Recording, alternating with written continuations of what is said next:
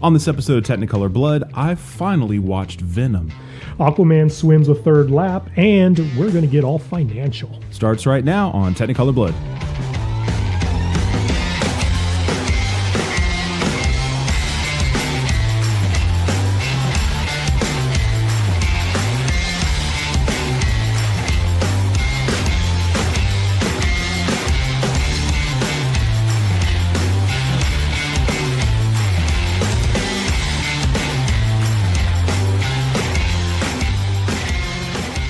Technicolor Blood, new year, new show. Happy New Year, Terrence. How's it going? Man, it's going really well. I like the way this year is starting. There's some good stuff to talk about this week, and we both saw some movies that we're excited to discuss. Yep, and by the way, my name's Chris, and No one cares. Move on. This is the Terrence show. So we always start off with something that we recently watched, and we both have quite a list. In fact, I eliminated a few from my list just for the sake of time. Well, now you're just showing off. Yeah, well, I mean, vacation and all. Sometimes I read books, Chris. I don't believe you. All right, so I'm going to mention two movies. I'll start off with a movie called You Were Never Really Here. This is a violent revenge, sort of. Well, not really revenge. It's a thriller, sort of in the vein of Taxi Driver. It stars Joaquin Phoenix. It was directed by Lynn Ramsey, who's a female Scottish director. And this one caught my attention because the movie poster for it specifically mentioned Taxi Driver. I don't remember in what context, something like Taxi Driver for the New Age or something. So I thought, okay, that's my favorite movie. I'll check it out. I like Joaquin Phoenix, whatever. So I think this one might have crept into my top 10 of the year had the third act gone a little bit differently. Joaquin, I thought, was actually really good in this. He wasn't really his sort of crazy self. He plays stop me if this sounds familiar. To compare it to Taxi Driver really isn't doing justice how much it's like Taxi Driver, which I wasn't bothered by. He's a combat veteran. Okay. You don't know what happens to him when he's serving his time in the military. Mm-hmm. There's a couple of little flashbacks, but it doesn't really give you too much insight. He's basically, now you're gonna have to stick with me on this. This is his job, apparently. Instead of a hitman or like these other sort of like seedy jobs that involve murder that you see in movies, his specific job is he goes out and he rescues children from child sex traffickers. Okay. On the down low, of course, not with law enforcement. Well, yeah, right. Because, that's a shady area. Yeah. You wouldn't want to involve the police in something like that. No. So basically this movie is about him trying to rescue a girl from a sex trafficking ring, and one thing leads to another. Bad things happen, as you can imagine. Mm-hmm. I got to say this. I was a little bit surprised by the direction. I liked some of the stuff that the director did. She was very audio focused. There was a lot of kind of cool audio effects where things in the foreground, you're hearing things that are in the background, but you sort of hear them in the forefront and they fade back and forth. She plays a lot with like ambient sound and the sound of the city. The score is sort of ambient, but then at other times it's very sort of modern synth in your face. It's a little bit all over the place, but her obsession with audio really kind of shined through this entire movie, and it worked for me. It plot wise, it's a little bit difficult to identify with the Joaquin Phoenix character. His name's Joe, and I think a lot of viewers would probably be turned off by some of the, I don't want to say surrealism, but there's you can kind of tell by the title, You Were Never Really Here. She plays with reality a little bit in this movie, and there's just, again, back to the Taxi Driver thing. There are scenes where he's driving around New York City.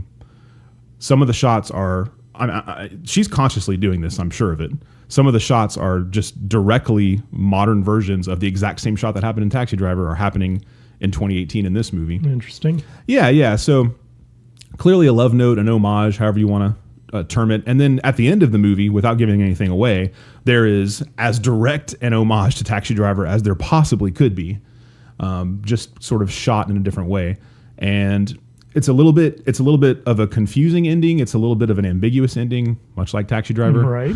Yeah. So there's a lot there. I guess what I will focus on is Joaquin. I thought was pretty understated for Joaquin Phoenix. he is one of those actors who I think is really talented, but he also is one of those guys who's kind of all over the place in his roles. And I think he's one of those actors that benefits from having a good director to kind of rein him in a little bit. It did make me kind of more curious than I was about his role as the Joker, because he plays a guy who he's not crazy. He's not insane in this movie, but he definitely has issues from his time in the war. He lives with his mom. He tries to take care of his mom. They kind of try to get you to feel that he's a good person at his core, but he's just also just this mess of a disheveled wreck when he's out in public. He doesn't really know how to interact with people. He's very scary to look at. You know, he's pretty intimidating. But at the same time, he looks shattered the entire movie. So I don't want to really give too much away on this, because I'm sure there's some folks out there that haven't seen it yet. It came out in 2018. And like I said, I think if that third act had gone a little bit differently, this might have crept into my top 10. So I have one more to talk about, but let's go back and forth on this. So why don't you talk about one that you've seen this week? Okay, so I recently saw Bumblebee, the latest installment in the Transformers franchise. A film that's sort of been tipped as a soft reboot to the franchise, and I get that. I would say this about it: it is pretty easily the best Transformers movie in that you can follow it. Okay. Right? The Michael Bay movies are just a mess. Yeah. They're just a visual assault. Can't really follow what's going on. He clearly has no interest in a coherent story or shows any respect for a script. It's all just about his visuals and nothing else matters. Constant motion. Yeah. So this is a film where there's a director who's actually, interested in the characters and letting you pick up dialogue and understand what's going on and track a simple story. So in that regard, it is probably the best entry into the Transformers franchise. Is it a good movie? No, not really. It's aimed at a younger audience. It's set in 1987. That is the best aspect of the movie. And it tells a story that would have been really popular in 1987. So if you take, let's say like the Short Circuit movies as an example, or E.T. or something along those lines, it's very much in that vein. You've got this 15-year-old girl going on 16, and she's like awkward, and she's an outsider, and she's got like this weird Steven Spielberg stuff going on with her family where she doesn't get along with them. And, okay. Sounds familiar. Drop into that. She gets this pet robot who, teaches her to be confident and helps her make friends. And they go on this great adventure that's not too scary because, all the bad guys are kind of safe kids movie bad guys. And, so if you're a parent or a kid, then this is probably a fairly entertaining movie. If you were the kind of person who loved the Transformers and were angry at what Michael Bay did to them in his movies, then this is going to be a lot closer to the 80s cartoon version of them. It's deliberately set in 1987. That's, I think, the year that the original Transformers animated movie comes out.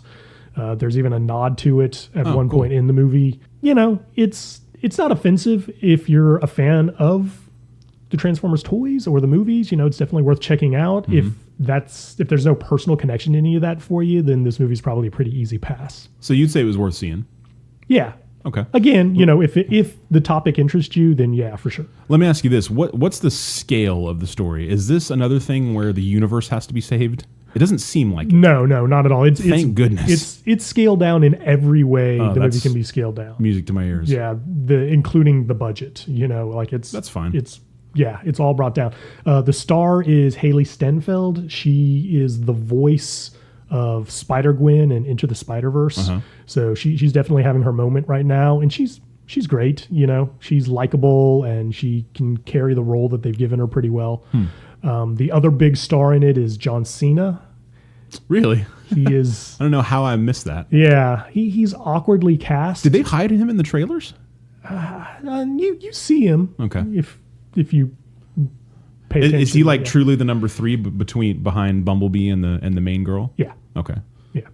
Okay, so that interests me because my biggest gripe with the Michael Bay Transformer movies, other than all the obvious things that you already mentioned, is that the scale of them, he just felt like he needed to up the stakes in every movie. And when you start out with saving the world, right, then you go to saving, I don't know, the universe and space and time and God knows what. Like the scale of those movies just irritated me, because on top of that, it was just the noisiest, loudest, most motion dizzying, spinning crap I've ever seen. I honestly hate those movies. I kind of enjoyed the first one a little bit for what it was, because it was new and fresh. It was still bad. Yeah. But man, after that, they were just basically unwatchable to me. Yeah, I agree with that 100%. The first one has merit, and then after that, it's just all downhill from there. Yeah. This is not at all like that. Like there is no effort made by the director to, in any way, shape, or form, even nod to Michael Bay's directing style. It's wise choice. Much simpler, stripped down, and far more pleasant to watch. Okay. I will add one other note. I introduced it by saying it's been tipped as a soft reboot to the franchise. I suppose if you're a diehard fan, you can go in and maybe parse it in some way to where it fits in with the continuity of the other films. I'm not familiar enough with them to say that for sure. Yeah. As sort of an outsider of that franchise, it does not feel connected to those films in any way. In fact, based on my memory of them, it seems to contradict several of the things from that film. Yeah. From the first one, especially in introducing the characters and when they arrive on Earth and how they arrive on Earth and all of that sort of thing. It hasn't performed very well at the box office. So at this point, there's been no talk of a sequel to it. Where that leaves the Transformer franchise, who can say? How sad that they brought the scale down. Sounds like they improved the quality, and it was just a flat line. Yeah. Yeah, to be able to have continuity with the franchise and connect all the pieces, that would require repeat viewing of the original movies, and that's just not going to happen. Right. All right, so the other movie I saw this week was Venom. We've talked about this one several times on the show, both big Tom Hardy fans, excited to see what he does in a superhero franchise. All the warning signs were out there before the movie came out. It didn't look very good. The things that Tom Hardy said about it made it sound not very good. Yes. Even when he was doing promotional tours for it. But it made all the money. Yes, it made a ton of money. I want to say the last time I looked, it was up to something like $850 million worldwide. Sounds right. I think it's above that now. Yep. So this was directed by Ruben Fleischer. He also did Zombieland, 30 Minutes or Less. He did a movie called Gangster Squad, which was not good. And so this one, to me, this kind of met up with exactly what I expected it to be. It stars Tom Hardy. It also has Riz Ahmed, who was a breakout star from an HBO series, and he plays the villain. And I really liked him in that HBO series that is escaping. I'm sorry, the title's escaping my mind right now. He was also in the Rogue Squadron Star Wars film, right? Maybe Rogue One, possibly. Yeah, he's in it. Okay, great. So he was not good in this. He did not make a compelling villain at all to me. Yeah, I didn't like him in the Star Wars movie either. Yeah, but the main takeaway from this movie for me was, man, the dialogue was just dreadful. Ooh. And the script overall was also very dreadful. And it's one of those movies where they pack in a bunch of exposition into just two characters walking and talking, and they just, when there's something coming up and you're thinking, well, how did this happen? How did we get to this point? When you start thinking that in your brain as the viewer, two characters talk about it extendedly and explain it to you. Oh, that's convenient. It has all those sort of pitfalls of I'll just call it poor screenwriting that sort of drag a movie down. Tom Hardy, I thought in parts kind of seemed like he was in on the joke a little bit, that he knew this was sort of a silly romp. I mean, he was fine in it, I guess, because he's Tom Hardy. But man, this one really dragged. Tom Hardy could not save it for me at all. And now, so as you probably know, Venom, the character that Tom Hardy morphs into, they sort of have an inner dialogue war constantly. So it's Tom Hardy talking to Venom, right? And they're sort of going back and forth. And the voice of Venom, to me, did not care for it. The dialogue for Venom was horrific, I thought. Should Tom Hardy have used his Bane voice? I mean, it would have been an improvement, and I wasn't a fan of that either. Damn. So the Venom character was super sarcastic and jokey, and I don't know. If you're a huge fan of Venom out there, and I don't know the comics at all. I've never read a comic that actually has Venom in it, so I'm not familiar. It might be super true to the character, but as far as the on-screen translation, did not work for me at all. Ooh. And I get the feeling, I could be wrong, but I sort of get the feeling that maybe Tom Hardy, he's fine with the success of the movie, and I'm sure he's happy to have a franchise, but I think there's probably a little part of him who's just like, ugh, right? This is my franchise? Because, when the movie came out, he talked about how, his favorite scene from the movie got left on the cutting room floor, and he was very sort of tepid about the final cut. And even though it did really, really well in the worldwide box office, this was a big swing and miss for me. Yeah, I remember he was pretty vocal about his disappointment that they were not going for the R-rated version that he had been told the film was going to be. Yeah. And I don't know that would have made a difference, honestly. Right. There have been times where I see a movie start and either I didn't realize it was PG-13, and I'm just like, I kind of wish this had been more of an R. Right. And I think I just sort of trend that way just because, especially with comic book movies, I think we're all a lot of us are sort of starved for a little bit harder edge on some of these. Right. Some of us. But it would not have made a difference for this movie. It would not have made any difference at all. Yeah. So that's Venom. All right. Well, despite your best warnings, I will be watching this film. Of course you will. Yeah. So the other film that I watched that I want to talk about is probably the polar opposite of Venom. It is Crazy Rich Asians. That came out in 2018 and turned out to be a huge, huge domestic hit. It's an all-Asian cast. It's a rom-com, and it just really, really appealed to people. And I will say this about the film. It is very good for what it is. Okay. Right? So it follows the sort of Disney formula where you have essentially a princess who's trying to get her prince, and she has to go up against the wicked stepmother and the scheming stepsisters in order to get the prince and live in the castle. And it follows that in sort of a modern take. It all takes place in Asia, and instead of it being like a royal family, it's a business family. So the prince is the son of the CEO of a multi-billion-dollar Asian company. He stands to inherit that role. She is this plucky American professor who's fallen in love with him, and she's about to be swept up into the world of very, very wealthy Asian politics and business politics and that sort of thing. And like I said, for that kind of a movie, it's super entertaining. It's a great date night movie, right? Okay. I think your woman is going to really enjoy this film, and the guy who's watching it with her, there's enough genuinely well executed humor in the film for you to enjoy yourself the entire time. You're not going to be put out by it. It's been kind of perfectly pitched to accomplish both of those goals. Is this one of those where the girl doesn't know that her prince is wealthy? Yes. So about that, the film very early on makes perfectly clear that this is a modern film that embraces all of modern social media and technology. There's a sequence where the mother finds out that her son is dating this non-wealthy, non-important American girl,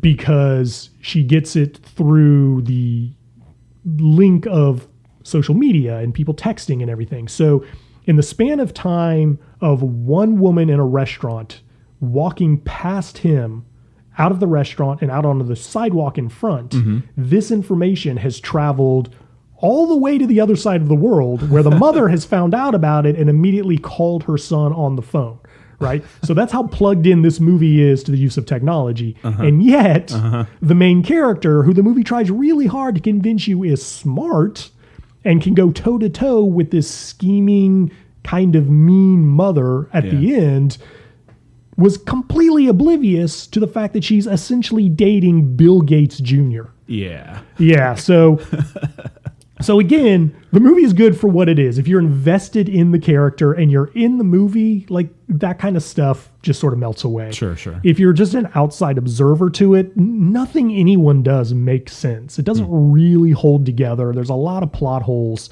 It's based on a book. I don't know if that book handles that stuff better, but the movie certainly does not. So it's best if you just turn off that part of your brain. I would kind of liken it to being it's a superhero movie for women, right? Like, Interesting. If you really pay attention to Tony Stark, despite the fact that he's a genius who built this magic suit of armor, a lot of the stuff he does is just dumb. Like, it doesn't make sense, but you just sort of have to ignore that to enjoy the ride. Yeah. It's the same way for this film. Interesting. Yeah, that one definitely is one that I didn't want to miss in 2018, and I'm sure I'll see it at some point. But I guess I sort of gleaned that it had sort of that Disney princess tone to it. Yeah. So it kind of shifted to the back. I want to see it, but I'm not dying to see it. Yeah. We're going to hit on a note a little bit later on, and that is the success of Awkwafina's career. Okay. She's an Asian comedian who's been popping up in a lot of movies in 2018. She's doing really well. Hosted SNL recently. Yes, exactly. She's in this movie, and she is a scene stealer, 100%. So if you ever do feel like you owe it to your wife to watch a movie that she might enjoy or something, go ahead and agree to this one, because it's worth it just to see her show up and just own her role and steal every scene she's in. Sexist, but okay.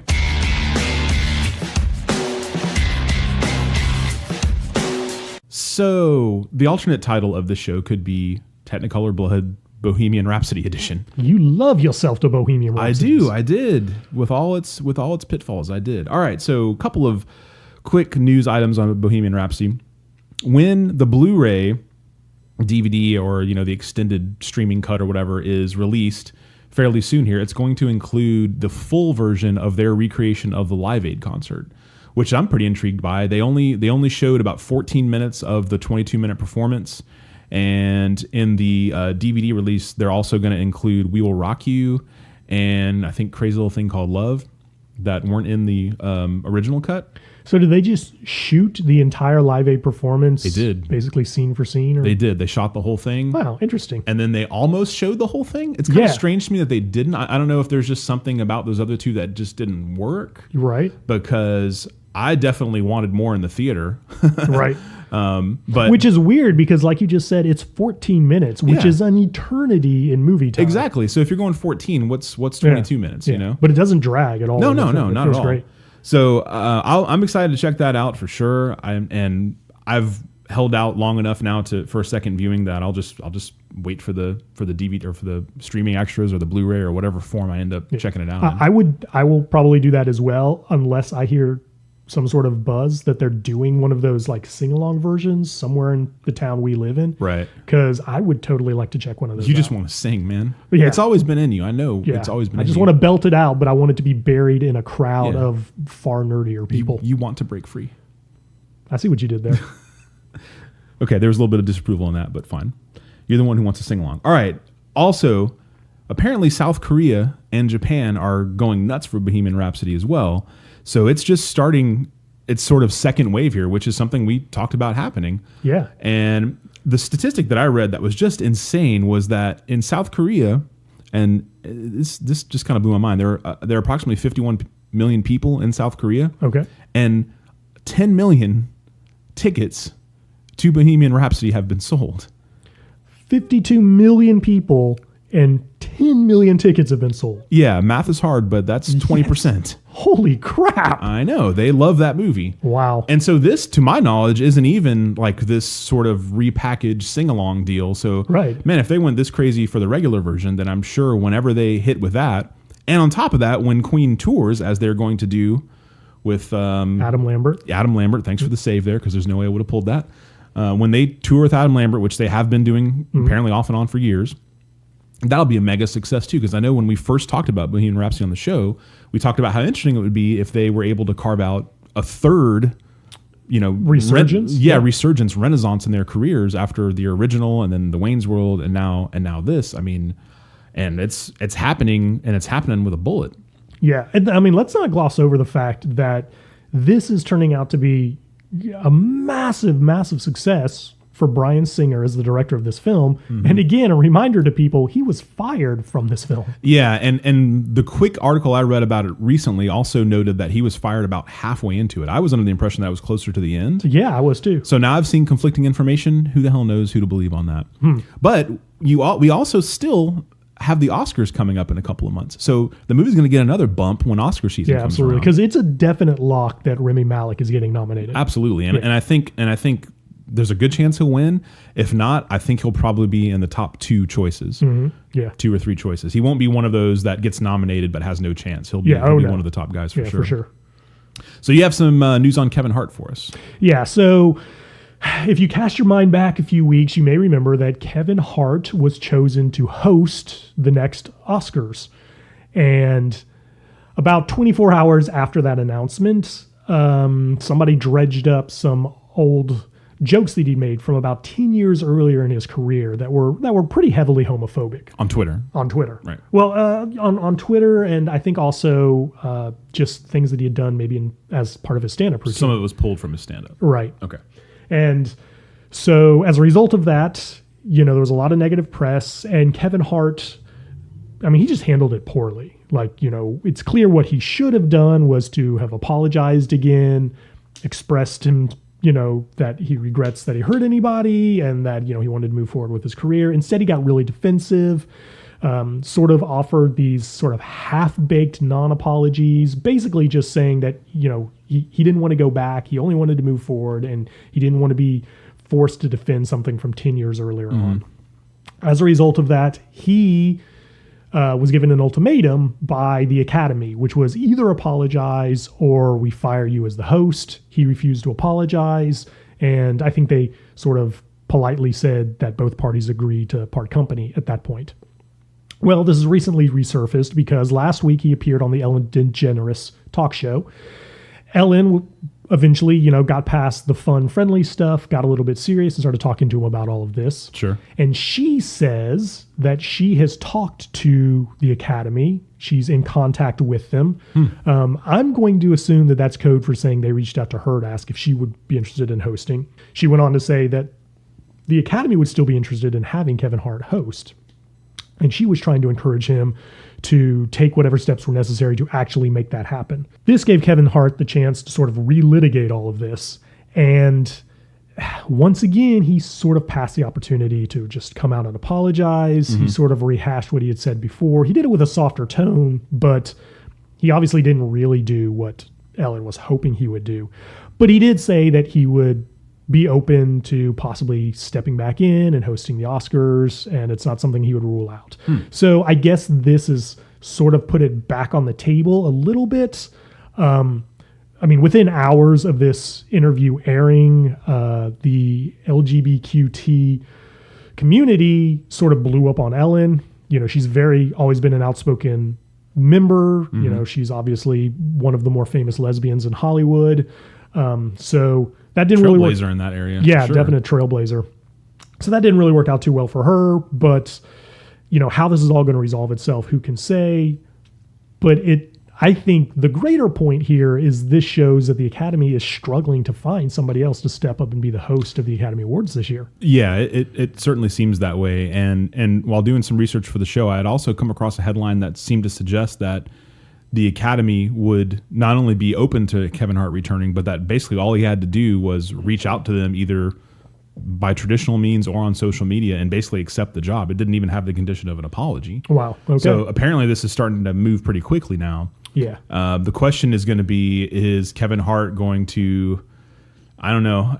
I feel like he thinks it's sort of like a manhood thing, like that he's standing his ground. Yeah. And hey, if he's so pissed about what happened that he doesn't want to host, I respect his decision to not walk right back into it. But it sounds like he's got a pretty good opportunity. He's obviously got the support of a major, gay rights activist in Ellen, and it seems like it's sort of a red carpet for him to return right back without him having to compromise and do his apology. Which, to be fair to him, he already did, even though it wasn't really a great apology. Well, here's the thing, yeah. So I was kind of curious about this. He actually specifically says in the interview with Ellen that he did all of this when he was doing promo work for the movie. I think it was called Man Up or something like that. It was a comedy from about, I don't know, 4 or 5 like years a buddy ago. comedy kind of Yeah, I thing? think he did it with Will Ferrell or whatever, but that was the first time that these comments sort of resurfaced again. And so he claims that the entire time he was doing the press junket for this, he was basically apologizing for those statements. Right. And he sort of refers back to that as the time when he dealt with all of this. So I wanted to give this guy the benefit of the doubt. I went back and actually read some of the comments that he made when he was doing that press junket, and he's super defensive then. He never really apologizes. In fact, there's even a couple points where he says that he won't apologize for something that he said earlier on in his career and that no longer reflects the person he is. So he's basically evaded any sort of a real apology or real show of contrition for any of this the entire time. Whether it's symbolic or not, whether he really needs to because he has genuinely moved on, or whether he hasn't moved on and he still feels this way and those comments would just be meaningless words. Either way, unless he does that at some point, I don't see how he can ever get back into hosting the Oscars. Yeah, I still have very mixed feelings about this story. Yeah. I mean, that just really hasn't changed for me. So as far as I'm concerned, the guy said what he's going to say.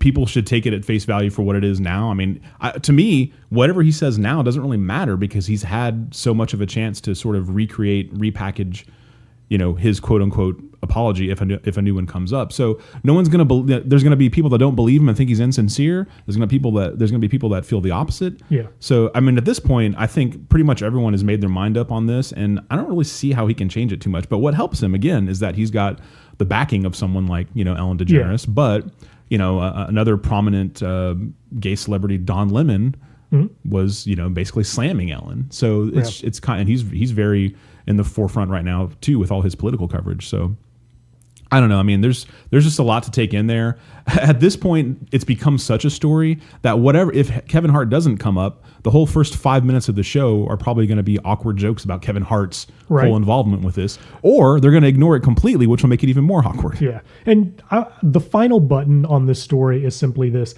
Kevin Hart doesn't need the Academy job. Right. Listen, he was in Jumanji, Welcome to the Jungle last year. It was one of the single most successful movies of the year, and he has the sequel of that coming out next year. He didn't get fired from that. Yeah, I mean he's doing just fine. Yeah, he's got a movie coming out in January, where I think it's a buddy film. So we'll see pretty quickly how that affects his career, if at all. Yeah, I just also want to hit on AQUAMAN because we've happened to mention it the last 3 weeks in a row. It's been very, very successful so far. This weekend, as we're recording this, will be its third weekend in theaters. It's expected to probably be number one again. It's expected to make another $25 million. In total, it has passed both Justice League and, believe it or not, Wonder Woman.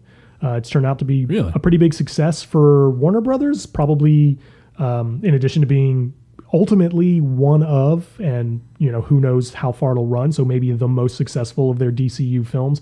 It's without a question the second most critically popular behind Wonder Woman. So, good on Jason Momoa, good on James Wan, good on DC for finally figuring out the formula that works for them. For sure, yeah. It's actually crossed $900 million now is the number I'm seeing as I look real quick here. So I'm not super surprised by that now from the momentum it built, but pretty surprised from the beginning of this that it's gone this way. But also, like we talked about, happy about it because it promotes more competition with Marvel. It's good for Jason Momoa, who I think we're both fans of now. And I mean, maybe it'll sort of set the tone for DC going forward a little bit, since this is sort of the first big release post Zack Snyder era. Yeah, I think it's clear that the further they get away from Zack Snyder's control over that franchise, the better it is for those films. Yeah. And it's better for everyone at this point, I think. Yeah, absolutely. Without me taking another shot at Zack Snyder, it's just better for everybody. Right.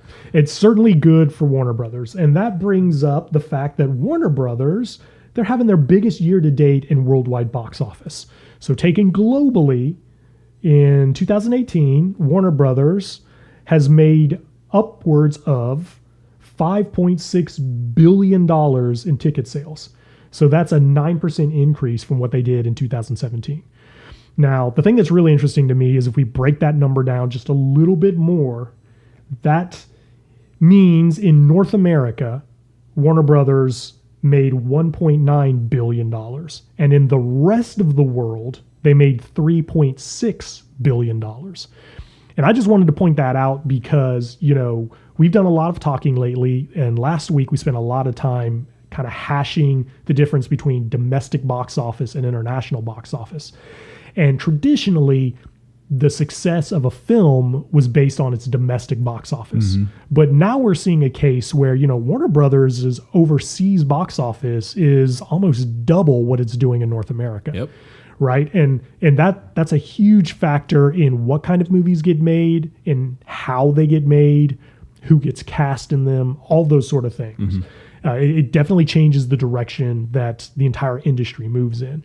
And I think we're finally coming to a point where domestic box office can no longer be the barometer for the success of a movie. It's got to be the whole. It's got to be the global box office. Yeah, and I can't remember a year where instead of the domestic and the international numbers complement each other, it's just been one of those where it's been so overwhelming in favor of the worldwide box office. It's one of the, I hesitate to call it a trend because it seems like it doesn't seem like it's been a steady rise to that. It seems like it's almost overnight has become a thing. I'm sure if we went back and looked at the numbers the last few years, it might contradict what I just said, but just as far as the public consciousness, Twitter, doing this show and keeping up with the news, it just seems like it just sort of really ratcheted up this year. Yeah. I think it's probably the culmination of a strategy by Hollywood that started about 5 or 6 years ago. Yeah. But I think, we're seeing the fruition of that right now. Yeah. Trade war not affecting that at all. Yeah. Just as a sort of side note to that concept of looking at everything on a global scale, the CEO of Netflix in a call with the press or something recently, he made the comment that at Netflix, they pay no attention to viewership numbers domestically. They only look at the global total. North America is just a division of their greater strategy. And I suspect that that's probably how a lot of studios are looking at things now. And it's just, the media and, movie podcasts like us, we're just slowly catching up to what's really probably going on inside the studios. Right. Sure. And it'll be real interesting to see next year if that trend continues, since there's going to be no shortage of comic book movies. I feel like the whole, rise in comic book movies has obviously played a big part of this because a lot of these characters are beloved worldwide. Right. So it affects the entire box office as a whole. That's an excellent point. These are properties that everyone all over the world knows. Everyone knows who Captain America is. Yeah. And you would think, a character like Captain America might not be as popular in the rest of the world. Turns out that's not true. Yeah, that is a very strange thing. Right. All right, so we're going to come back and talk about a little bit of development news.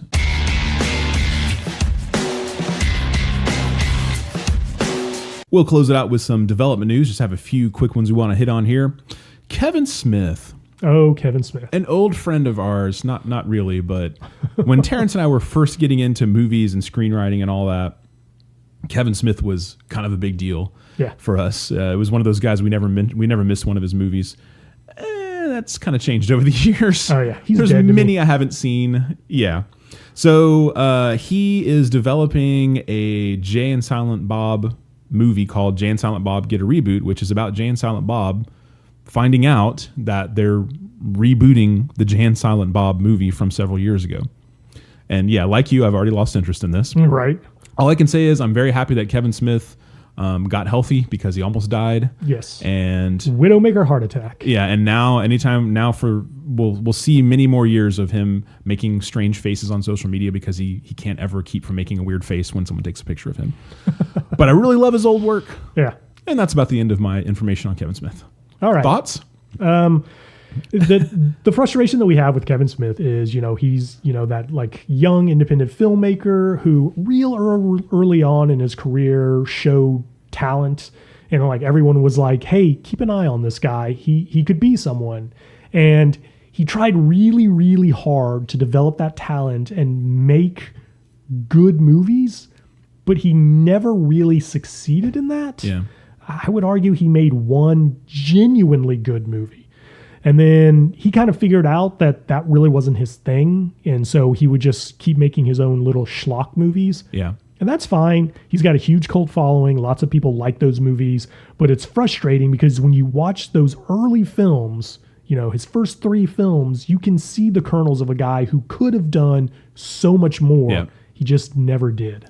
To me, he's a guy who started off he established sort of his universe of characters. He became one of those directors that just everything was very meta, super self-referential. And then I feel like he realized he was becoming that guy and tried to do something about it by doing a couple of things different. And those movies just did not work at all. Yeah. And then he went back to that universe and some sort of a switch was flipped. And it just did not work anymore. Maybe because it was just old hat by then. Yeah. Maybe because folks that were probably his target audience at the time, which I guess kind of would have been us at the time. I think so. We grew out of that. And he went, you go back to the old characters and it just isn't as fresh and funny as it once was. So I feel like he made an effort to do something different and get away from this director that he might have sensed himself becoming. Right. But he just wasn't good enough at it. To reestablish himself. And now it's like we're going back and we're doing retreads. He'll do the occasional horror movie. He did some buddy cop movies, kind of all over the place. And just taking all that out of the equation, there just hasn't been a good movie in so long. Yes, so long. Yeah. All right. So you had a little bit of news for us too on the new Batman movie. Yeah, a real quick point of interest on the new Batman movie. It's slated to start filming in November of 2019, which is still a long way away. At this point, there's still no casting decisions. Everything is being kept under wrap. We don't know if Ben Affleck is still playing Batman or if he's out. Rumors are that the script is focused on a younger Batman, which would suggest Ben Affleck won't be playing it. But again, all of that is just rumor. Who knows how reliable it is? It seems strange that they would establish a starting date without a star. Yeah. But I mean, they've still got plenty of time though, right? That's November. We're just in January. Yeah. I can see a studio saying, look, it's a Batman movie. We need to get this damn thing shot. Yeah. I understand that. They need to reload the chamber for sure. Yeah. So if you're a fan of Batman, hey, there's some hope on the horizon, but it's still a long way out. Still a long way. Yep. Okay. The last point I want to make is to just throw back to my earlier comments about Crazy Rich Asians. Awkwafina has recently been announced as being one of the two actors. She and Danny DeVito have been added to the cast of the sequel to Jumanji, Welcome to the Jungle. That was a huge hit movie. As we mentioned, Kevin Hart is that. It's in that. It starred Dwayne "The Rock" Johnson, Jack Black, and Karen Gilliam.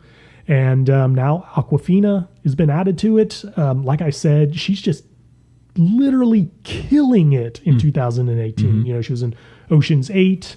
Crazy Rich Asians, like you said, she hosted SNL, and I think she actually hosted SNL and then came back a couple of weeks later to be the musical guest instead of the whole thing where you do both in one episode. Yes, that is correct. I don't know if that's happened before. I can't think of a case where that's happened. Yeah. So she's just really on fire right now, and to hear that she's been added to what will easily be one of the most anticipated films of 2019. Sure. I mean, I just thought that was worth mentioning because I'm looking forward to it. Yeah, I saw just real quick. I saw where Dwayne Johnson, I guess, received a Razzie. The Rock received a Razzie for his performance in Baywatch, and he took that about as well as you would expect Dwayne Johnson to take it. Right. He took a picture of it on his Instagram, a little tiny Razzie award for, I don't know. They literally created a new category at the Razzies because they thought that movie was so bad. Right.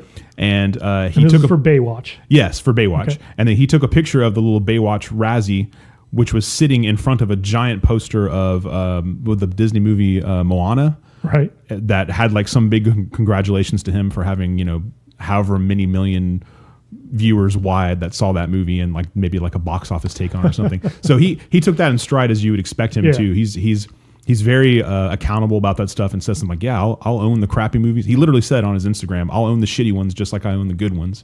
So, well, he should prepare to get another Razzie for that Skyscraper movie that he made this past year. Yeah. No actor in Hollywood needs a better agent than he does. Like someone has to protect him from himself. Yeah, I feel like at some point his people figured it out, and then now we're sort of trending the other way. But he's got that Jumanji thing coming, which I'm sure will be another big hit because the second one was great. Loved it. He keeps making good movies, but he just keeps making obviously bad movies as well. Yeah. And there's some of the bad ones coming, but we will hit on that in a future episode. We want to thank you guys once again for sticking with us, and we're into the new year now, so we have a lot more fun coming up for this year. My New Year's resolution is to see more movies and talk about them more. I like it. I think that's a great resolution. Hey, and Rock, call me, man. I can give you some advice. Yeah, you need to show up on his Instagram sometime. Yeah, I can take you to the next level. All right, guys. Check us out on Twitter @TechBloodPod and yell at us. Give us any feedback you like. We're happy to read it on the show, and we will see you on the next one. Welcome to 2019.